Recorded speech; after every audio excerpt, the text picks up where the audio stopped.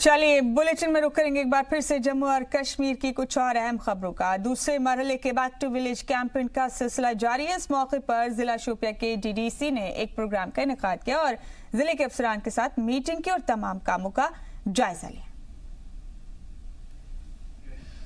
मजलिस में आप उसको रीड आउट कर सकते हैं वगैरह से ये सारी कंप्लीट डिस्ट्रीब्यूट करते हैं। और जनूबी कश्मीर के शोपिया जिले के मुगल रोड पर वाक़ हेडपुरा में लोगों को परेशानियों का सामना करना पड़ रहा है। रामबी आरा नाला, जिसको डशनू नाला के नाम से भी जाना जाता है, उसको रोड से अभी तक नहीं जोड़ा जा सका है। हालांकि मकामी लोगों का कहना है कि हमने इसके लिए कई बार अफसरान से मुलाकात की, लेकिन अभी तक इस पर किसी ने तवज्जो नहीं दी। वाज़ेह है कि आज के दौर में भी लोग 3 किलोमीटर पैदल चलकर अहम शहरा तक पहुंचते हैं। लोगों को उस वक्त मजीद परेशानियों का सामना करना पड़ता है जब किसी मरीज या किसी खातून को अस्पताल ले जाने की जरूरत होती है। इस सिलसिले में इंतजामिया का कहना है कि हमें इसके लिए कोई मंजूरी नहीं मिली। हालांकि इस सिलसिले में मकामी लोगों में इश्तियाल है। लोगों ने अलजीत से इस सिलसिले में मदद की अपील की है। बारिश और सर्दी के मौसम में लोगों की परेशानियों में मजीद इजाफा हो जाता है। से देखा है यहाँ की हालत क्या है और इन लोगों को बहुत मुश्किलात हो रहा है। यहाँ से वहाँ नेशनल हाईवे मगर रोड तक कम से कम 2.5 किलोमीटर है। जो ये आबादी है ये 500 चूलों की आबादी है। यहाँ के लोगों को बहुत मुश्किलात होती है। अगर यहाँ पे कोई बीमार होता है उस बेचारे को यहाँ से बेड पे वहाँ पे हीरपोरा तक पहुँचाते हैं। इसीलिए मेहरबानी करके मेरी गुजारिश गवर्नर इंतज़ामिया से है, इनको खासकर ज़्यादा रोड की प्रॉब्लम है वो इनको हल किया जाए। और आपको बता दें कि जम्मू कश्मीर में कुदरती मनाजिर का खजाना मौजूद है, जिसमें मीठे पानी के चश्मे और आबशार मौजूद हैं और कहीं कहीं तो मीठे पानी की नहरें भी रवां हैं, जिसमें से लोग पानी भी पीते हैं। ऐसा एक नाला बनिहाल और रामसू के बीच रवां दवा है, जो अपने मीठे पानी और जायकेदार मछलियों के लिए मशहूर है, जो अब धीरे धीरे अपना वजूद खोता जा रहा है। हमारी खास रिपोर्ट देखिए।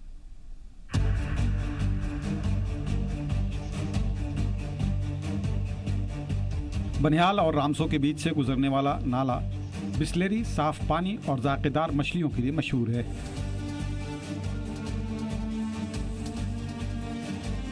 जो अब धीरे धीरे अपना वजूद खोता जा रहा है। तफसील के मुताबिक इस नाले में लोग अपने घरों का कूड़ा डालने लगे हैं, जिसकी वजह से इसका वजूद खतरे में पड़ता जा रहा है। पहले लोग इसका पानी पीने के लिए इस्तेमाल किया करते थे, लेकिन अब ये पानी पीने के लायक नहीं रह गया।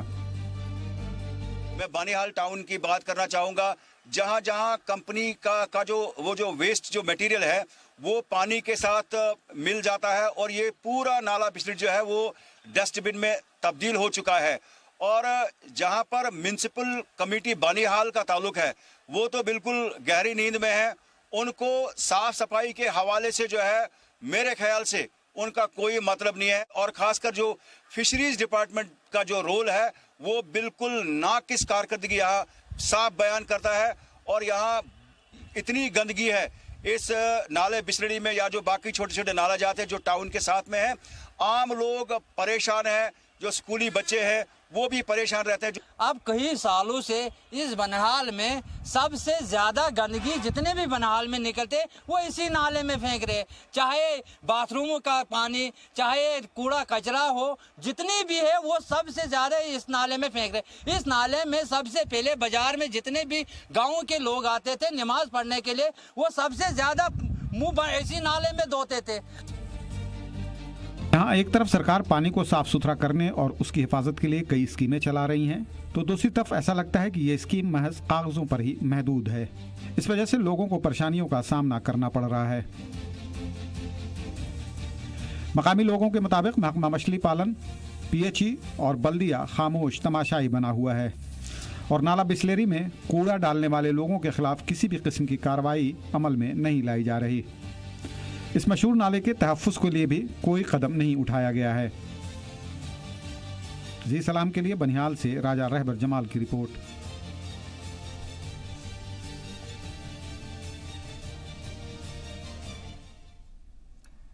जम्मू में ट्रांसपोर्टर्स ने नए ट्रांसपोर्ट कमिश्नर ओवैस अहमद के साथ एक मीटिंग की। मीटिंग में ट्रांसपोर्टर्स ने ट्रांसपोर्ट कमिश्नर के सामने अपनी परेशानियों के अलावा कई इश्यूज को उजागर किया, जिनमें 9% टैक्स, पैसेंजर टैक्स और फेयर रिविजन का इशू अहम था। मीटिंग के बारे में all Jammu Kashmir transport union के चेयरमैन TS वजीर ने बताया कि नए ट्रांसपोर्ट कमिश्नर ने उनके मुतालबात और परेशानियों को गौर से सुना और हल करने की यकीन दहानी कराई।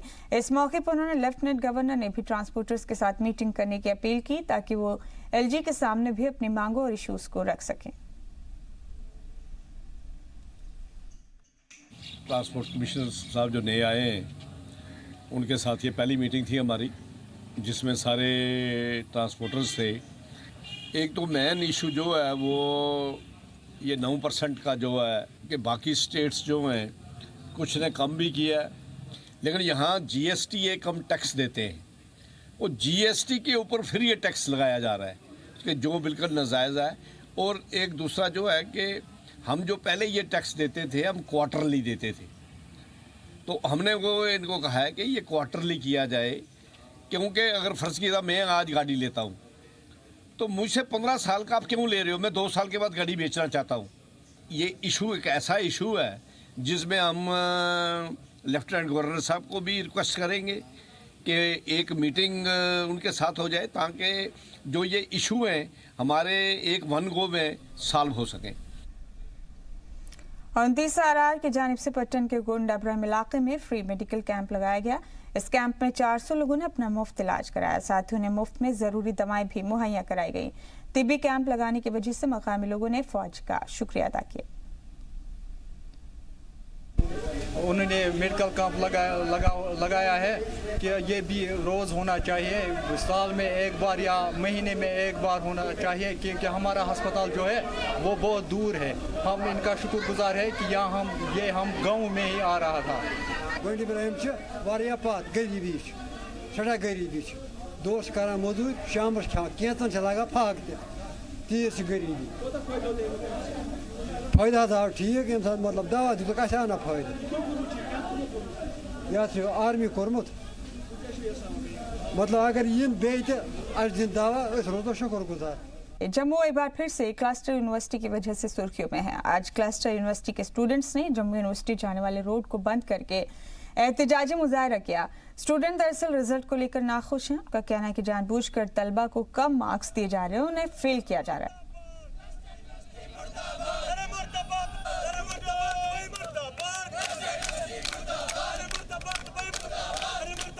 यूनिवर्सिटी ने जो परसों हमारे सेमेस्टर का रिजल्ट निकाला है उसके खिलाफ है, जिसमें मात्र एक कोर्स में सिर्फ 4 बच्चे पास है। अगर हम कोर्सेज की बात करें तो economics, EVS, English literature, political science, physics, geology, ऐसे कई कोर्सेज हैं जिनमें मात्र 4% क्लस्टर यूनिवर्सिटी जो है एक कॉलेज का रिजल्ट जो है वो दे पा रही है। अगर हम क्लस्टर यूनिवर्सिटी के इंग्लिश लिटरेचर के ओवरऑल रिजल्ट की बात करें तो 9% क्लस्टर यूनिवर्सिटी का रिजल्ट जो है वो रहा है। और कुछ विद्यार्थी जब कल कंट्रोलर सर को इससे रिलेटेड लेटर देने गए, अपना मेमोरेंडम सबमिट करने के कि सर इस रिजल्ट को दोबारा निकाला जाए, तो क्लस्टर यूनिवर्सिटी कंट्रोलर सर कहते हैं कि आप रीवैल का फॉर्म भर दीजिए। हम आपसे उनको बताना चाहते हैं कि सर हम इतने अमीर नहीं है जो 1400 रुपए का फॉर्म एक विद्यार्थी अपने ही मार्क्स को पाने के लिए भरेगा। अगर क्लस्टर यूनिवर्सिटी हमारे सेमेस्टर के रिजल्ट को दोबारा से इस मंथ के अंदर नहीं निकालेगी तो जनवरी से क्लस्टर यूनिवर्सिटी का कोई भी कॉलेज जम्मू में वर्किंग में नहीं रहेगा। और अब खबर 85 साल की बुजुर्ग खातून की, जिन्हें अपनी सेहत का ख्याल नहीं है बल्कि माहौलियात और आने वाले कल की फिक्र है।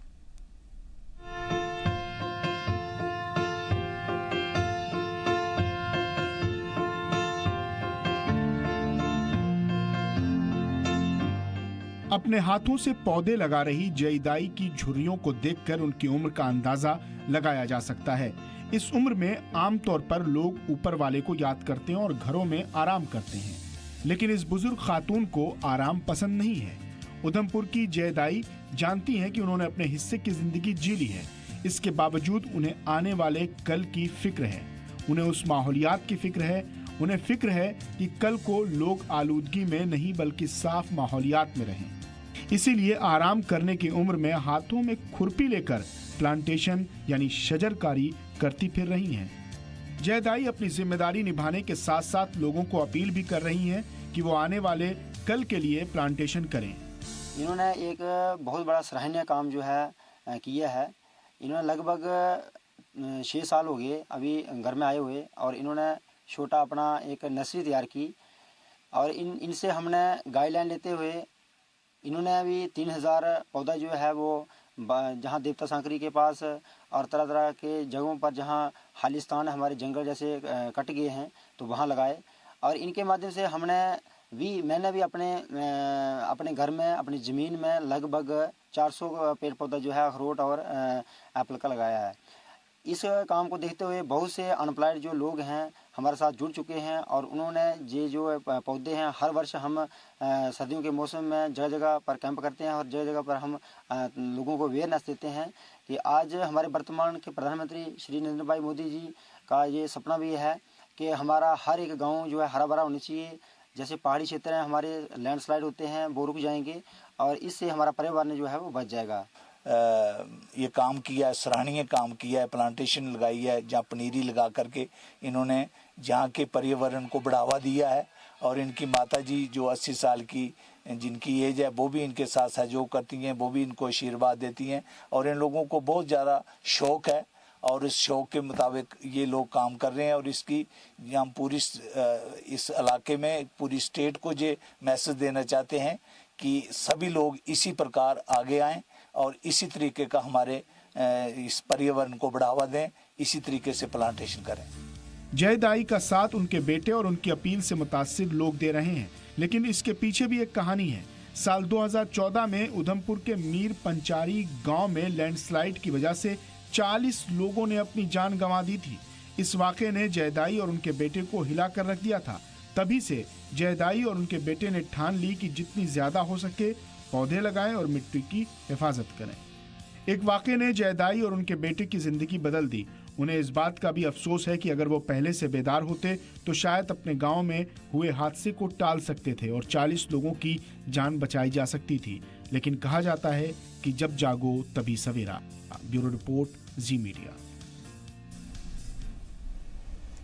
पुंछ जिले के सरहदी गांव दरादुलिया में एक दिन की सीरत कॉन्फ्रेंस का इनेकाद किया गया, जिसमें इलाके के अलावा आसपास के कई गांव के लोगों ने हिस्सा लिया। दरादुलिया में एक रोजा सीरत कॉन्फ्रेंस के इनेकाद के दौरान मेहमान खुसूसी मुफ्ती बशारत हुसैन ने लोगों को खिताब किया और अमन और चैन से रहने की बात की। आज यहाँ दरादुलिया कवाड़िया के अंदर मौलवी गुलाम दीन साहब के घर पे मिलादुन नबी सल्लल्लाहु अलैहि वसल्लम का ये प्रोग्राम रखा गया है, जिसमें इस इलाके के बहुत सारे लोगों ने शिरकत की। ये प्रोग्राम मौलवी गुलाम दीन साहब के घर पर इनके इंतज़ाम से पिछले तकरीबन 30-35 साल से लगातार हो रहा है और हर साल होता है, जिसके अंदर लोग बड़ी अक़ीदत और एहतराम से शिरकत करते हैं। जहाँ सरकार मदीना सल्लल्लाहु अलैहि वसल्लम की सीरत और उनकी औसाफ़े हमीदा को उलमाए किराम अपने अपने अंदाज में आवाम के सामने बयान करते हैं। जैसा कि इस महीने के अंदर सारी दुनिया के अंदर आशिकान रसूल मिलादुन नबी मनाते हैं, सरकार की सीरत लोगों तक पहुंचाते हैं, उनका जो पैगाम है मोहब्बत का, अमन का, प्यार का, वो लोगों तक पहुंचाते हैं। 30-35 साल से ये प्रोग्राम जो है ये मुसलसल लगातार चलता आ रहा है, तो इसमें इंशाअल्लाह गांव के सारे लोगों का तावन होता है और जितने भी इंशाअल्लाह ख़वातीन, मर्द, सब बच्चे बूढ़े सब शामिल होते हैं। और कश्मीर में बर्फबारी के साथ ही सर्दियों ने भी दस्तक दे दी है और ऐसे में लोग सर्दियों से बचने के तरीके तलाशने लगे हैं। सर्दियों के मौसम में ज्यादातर कश्मीरी कांगड़ी का इस्तेमाल करते हैं। शोपिया के बाजारों में कांगड़ी बिकने लगी।